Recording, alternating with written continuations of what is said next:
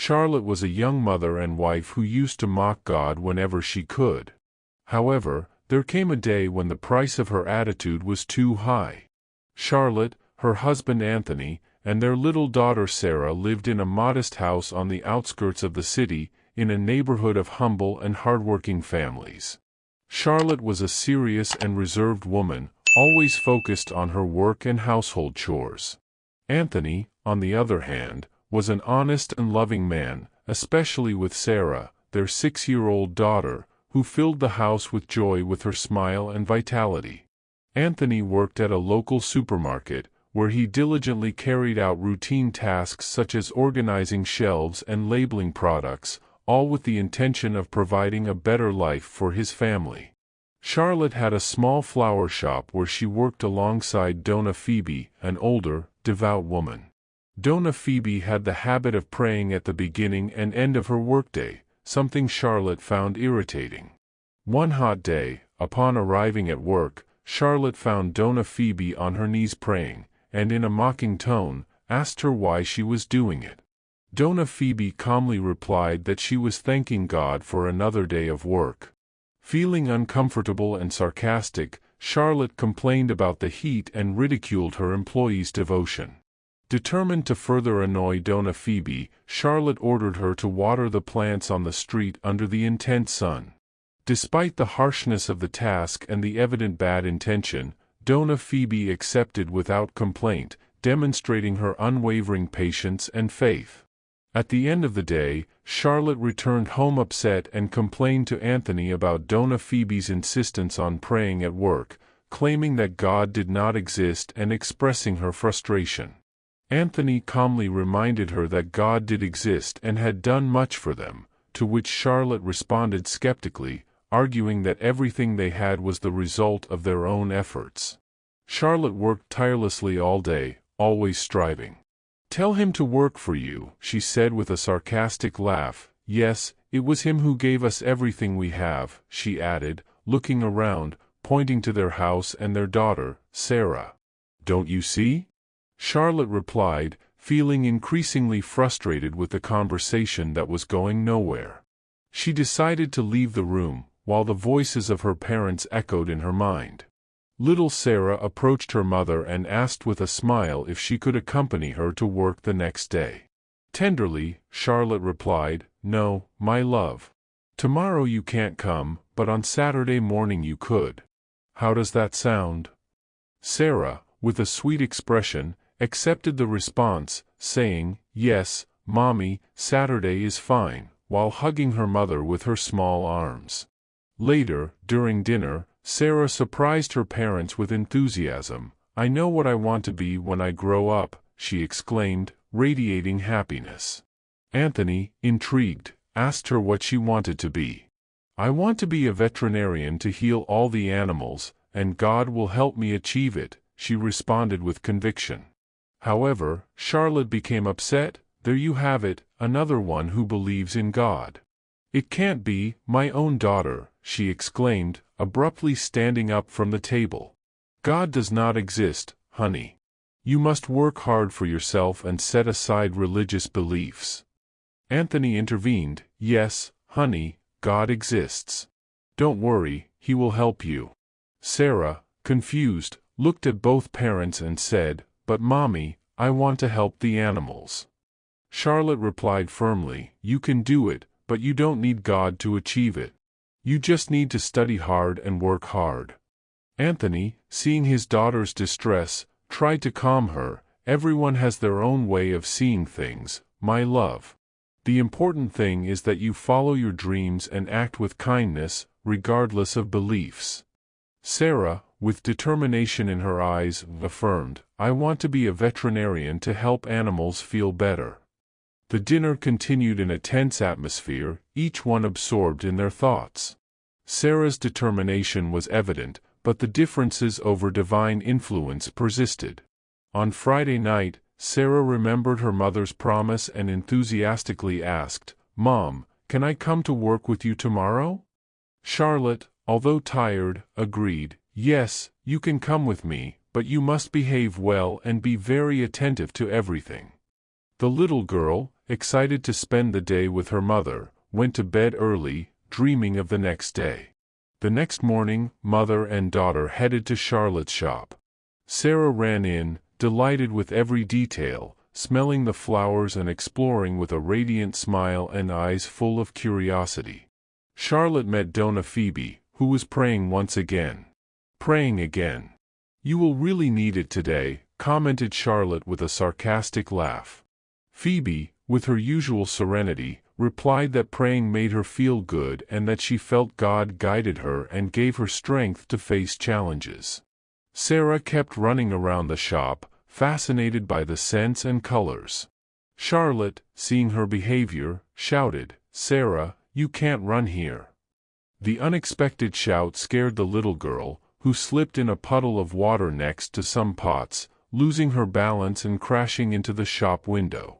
The large pane of glass shattered into 1,000 pieces, falling on her and causing a loud crash that alerted everyone. The shards of glass flew, creating a chaotic situation as people rushed to help. Charlotte, terrified, saw Sarah lying on the ground with cuts on her arms and legs. Her heart pounded and her breath became ragged. She called out to Sarah in desperation, but the girl did not respond. Filled with anguish, Charlotte knelt beside her, feeling a mix of horror and guilt. Tears rolled down her cheeks as she tried to assess the damage and seek help. Desperation consumed her, feeling that every second stretched on forever. Donna Phoebe, acting quickly, called an ambulance with a firm and urgent voice, describing the situation. While they waited for the paramedics, she tried to console Charlotte, although the situation remained tense and filled with conflicting emotions. Charlotte searched for clean cloths to try to tend to her daughter's wounds. Upon returning, she handed the cloths to Charlotte, who still held Sarah's hand with tenderness and desperation. Those minutes were filled with helplessness as they silently waited for the ambulance to arrive. Donna Phoebe began to pray, seeking solace amidst the anguish. The seconds felt like hours, and Charlotte, impatient, decided to take the girl to the emergency room without waiting any longer. As she turned, she saw her employee praying and, filled with rage, shouted, "Phoebe, your God doesn't exist. If he did, he wouldn't have allowed this terrible accident. You're fired. I don't want to see you here anymore." Taking Sarah in her arms, she ran to her car, determined to get to the hospital as soon as possible. Upon arrival, she ran in and shouted desperately, "Someone, please help me. My daughter is unresponsive." A doctor and a nurse, hearing the screams, rushed to them and took Sarah to an emergency room. Charlotte, with a heart full of anguish and tears streaming down her face, tried to follow them, but the nurse gently stopped her. "Ma'am, we need you to wait outside while we do everything possible for your daughter," she said with a firm but compassionate voice. Charlotte remained in the hallway, watching as the doors closed behind them. She collapsed into a nearby chair, trying to find the strength to stay calm, while her mind replayed the events over and over. With trembling hands, she took out her phone and quickly called her husband. "Anthony, please come to the hospital. Sarah had a terrible accident and is barely breathing," Charlotte said between sobs. "What are you saying, Charlotte? What happened?" "I'll be there right away," Anthony responded, cutting the call and rushing to his car. With a knot in his stomach, he headed to the hospital as fast as he could. Upon arrival, he saw his wife with red eyes from crying so much. He ran to her, and they hugged, consoling each other while waiting for news of their little one. Anthony gently stroked Charlotte's hair, whispering words of encouragement, even though he felt the same fear. Finally, a doctor approached them with a very serious expression. Looking them directly in the eyes, he asked, "Are you Sarah's parents?" Both nodded silently, holding hands, unable to speak. "I need to talk to you about your daughter's condition," the doctor continued, inviting them to sit down. The blow Sarah suffered was very strong, causing cardiac and respiratory arrest that left her brain without oxygen for a considerable time. "Do you believe in God? Because only a miracle could prevent her from having sequelae," if she manages to survive. Charlotte and Anthony hugged each other tighter as tears welled up in their eyes again. They were a very close-knit family, and the possibility of losing Sarah was too painful to consider. They felt like their world was collapsing. Anxiety and desperation consumed them as they tried to process the doctor's words. That cold and sterilized place seemed even more inhospitable amidst their anguish. It was as if time had stopped, and every second turned into endless agony. In the midst of her inconsolable crying, a lady who had been observing from a distance approached Charlotte delicately, trying to offer words of comfort. "Praying at times like this is the best thing to do. God always listens to desperate pleas," she said in a soft tone.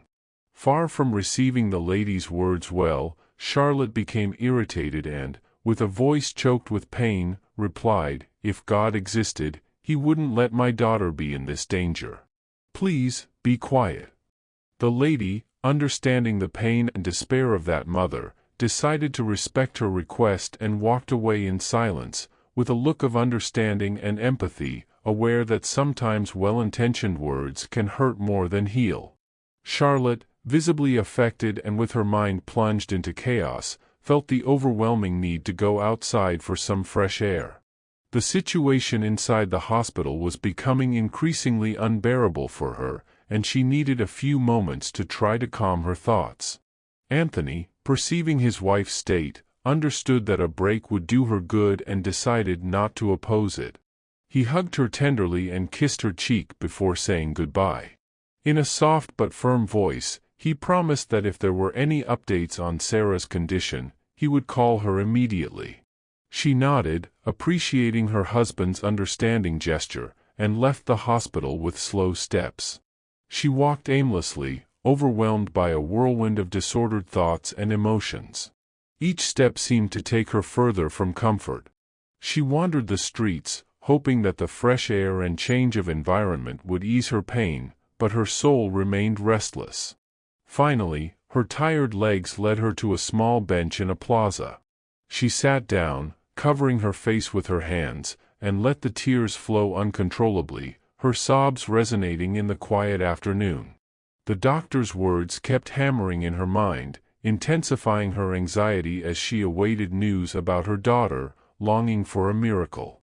While Charlotte was immersed in her pain, a mysterious man approached and sat beside her, speaking with a voice that radiated peace. "Every suffering brings a lesson. We often wonder why we must go through these things," he said. Charlotte, confused by his presence and words, asked, "Do I know you?" He smiled and replied, "I am just an observer, a traveler of life." The man's presence inexplicably soothed her. Sometimes we forget to look within ourselves for the answers we need. God is always there, willing to forgive and help, he continued. Charlotte, with a spark of hope, whispered, "Do you think there is hope for my daughter and me?" The man nodded, "There is always hope. You just need to open your heart and trust in God's love." Suddenly, a motorcycle passed by, and when Charlotte looked back, the man had disappeared. With an overflowing heart, she closed her eyes and prayed, "I don't know if you exist, but I need you. Save my daughter." At that moment, her phone rang. It was Anthony, who told her excitedly, "Sarah has woken up." Charlotte ran towards the hospital, her heart filled with hope and renewed faith. Anthony ran towards Charlotte without hesitation, and they embraced each other in a torrent of emotions and relief as they headed together to their daughter's room. Charlotte, with her mind full of thoughts, remembered the mysterious man, her desperate plea, and Anthony's unexpected call. Although she couldn't find a logical explanation for everything that had happened, she felt a profound relief and gratitude for having a new opportunity with her daughter and a spark of faith now burning brighter in her heart. Before entering the child's room, the doctor stopped them with an unexpected question. "Did you pray?" he asked, visibly intrigued. "Because what has happened today is a true miracle. I have no explanation for your daughter's recovery." Everything indicated there was no hope, and suddenly, she woke up as if nothing had happened. Tears streamed down Charlotte's face as she nodded, They had prayed separately in a moment of despair when everything seemed lost, and now they were witnessing a miracle. Charlotte knelt beside her daughter's bed, thanking God for hearing her pleas, promising to trust that everything that had happened had a purpose. The child's recovery was quick and surprising, something the doctors couldn't explain. But for Charlotte and Anthony, it was clear it had been a miracle. Sarah, still somewhat weak, looked at her parents with tenderness and amazement. She made an effort to sit up a bit in the bed and softly whispered, "Mom, Dad, when I slipped, I saw God. He spoke to me and said everything would be all right." Charlotte and Anthony looked at each other, moved but attentive to every word from their daughter. "He told me not to be afraid, that everything would be okay, and that I would see you again."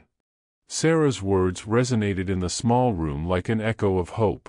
Charlotte moved closer to her daughter and hugged her carefully, while Anthony took the girl's hand, feeling a mix of gratitude and wonder.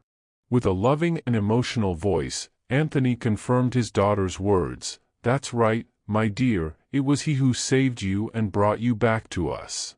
Sarah recovered completely and was discharged the next day.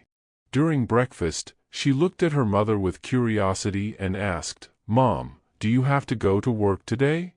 Charlotte, setting her cup down on the table, smiled tenderly, aware of how much it meant to Sarah to have her close after what had happened.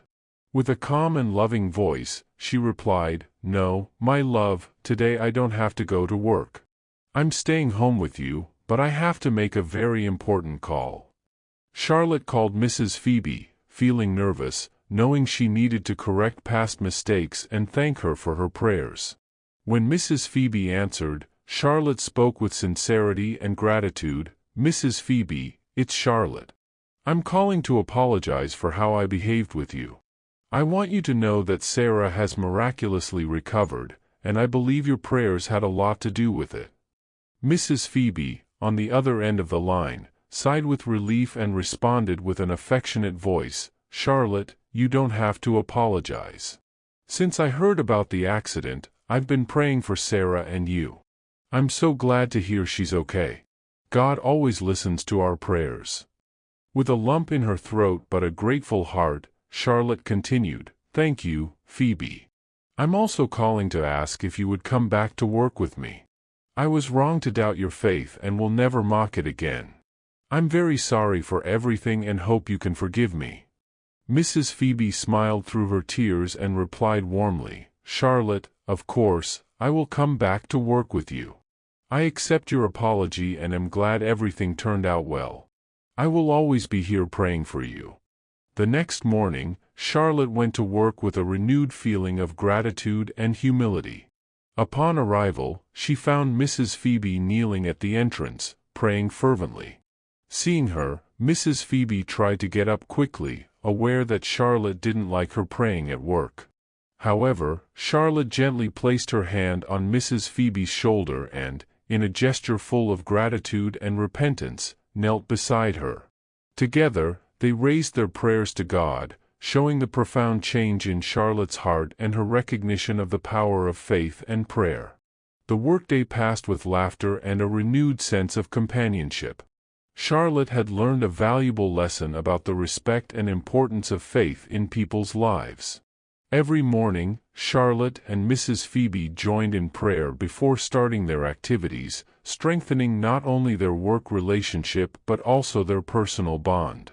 At the end of the day, as they said goodbye, Charlotte reflected on all that had happened and realized that faith could be a powerful support in the most difficult moments, and that respecting and understanding others' beliefs could build bridges instead of raising walls. She silently thanked for the second chance she had been given and promised never to underestimate the power of prayer and faith again.